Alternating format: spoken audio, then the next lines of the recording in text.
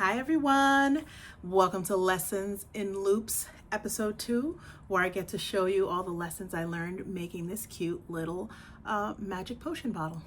All right, see you soon. Lessons in Loops episode 2. First, make sure you choose the right yarn for your project.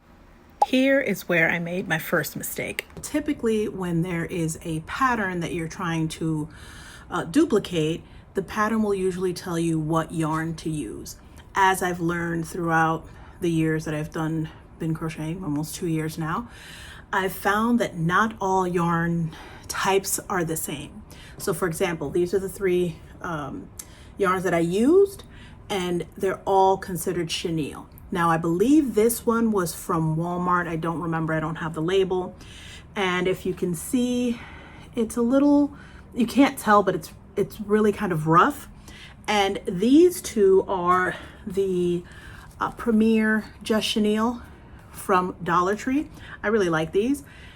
And it's also chenille, but it's a little softer. This is more closely resembling chenille yarn than this, in my opinion. Now, I didn't have any white in this kind of chenille. Now, this chenille yarn is also a little bit thicker, even though they both say weight 6.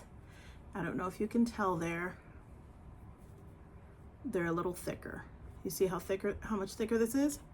And that's why it also gave me this puffiness instead of being flush to the bottle.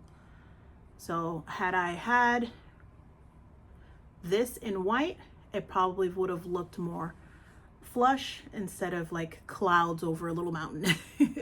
When it comes to the cork, you can barely see the cork, again, because it's a combination, I think, because this yarn is so poofy.